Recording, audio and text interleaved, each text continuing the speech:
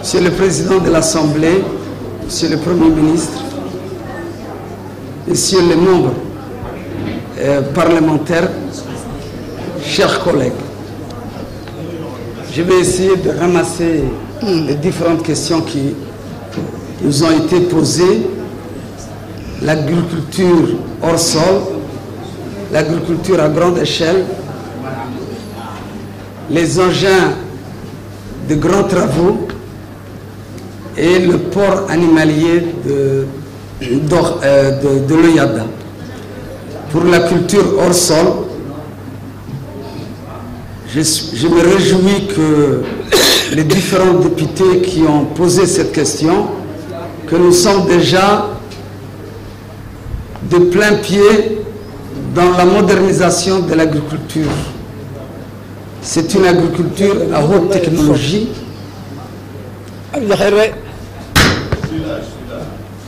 C'est une agriculture à haute technologie.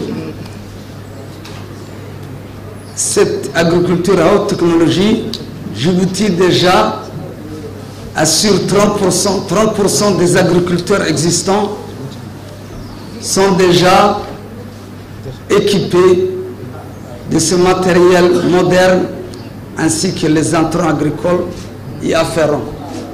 Mais il y a un problème de définition qui s'est posé pour le député Aden.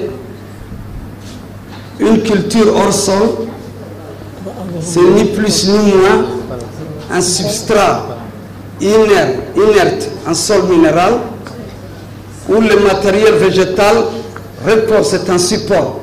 Mais vous amenez l'eau et les engrais, les éléments nutritifs, que ce soit oligo-éléments ou macro-éléments.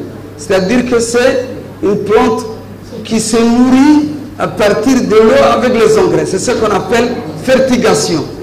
Il y a au moins 400 agriculteurs qui sont déjà équipés de ces équipements. Je ne peux pas aller plus loin parce qu'en Afrique, vous ne trouverez pas un pays où 30% des agriculteurs sont équipés de ce matériel à haute technologie, parce que ça permet de multiplier par 5 la récolte, au minimum par 5.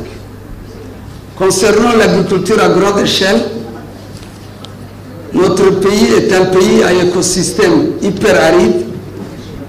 Pour avoir l'unité de l'agriculture à grande échelle, c'est 1000 hectares. Pour cultiver 1000 hectares, il te faut 18 millions de mètres cubes. C'est la consommation, c'est plus que la consommation en eau potable de la ville de Djibouti. Donc, nous sommes en train de travailler dessus. C'est un travail de longue haleine. Il faut, par exemple, l'aquifère régional du sud-ouest, le fleuve Awash qui traverse. Il faut connaître les paramètres géométriques de cet aquifère. Le CERD est en train de travailler. Nous aussi, nous les aidons pour faire des forages de reconnaissance. Et Inch'Allah, on va arriver à cette unité d'échelle de 1000 hectares.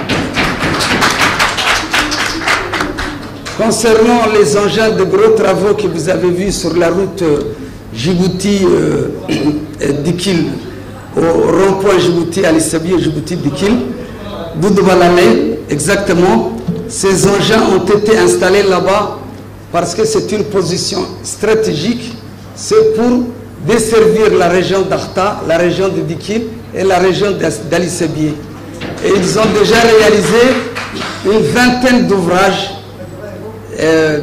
Tadjoura aussi a des engins qui existent. Les retenues qu'on fait à Margoïta, dans toute cette région, ce sont des engins du ministère de l'Agriculture qui le font. À Djibouti, il y a des engins également qui s'occupent de cette région. Donc, ce n'est pas pour rien qu'on a mis en place, c'est pour travailler. On fait des barrages, des mises au barrage, des retenues. Merci. Concernant le port animalier est en cours de construction. Merci. Il est en cours de construction. Merci, Monsieur le Ministre. Monsieur le Ministre de l'Intérieur, par intérim, s'il vous plaît.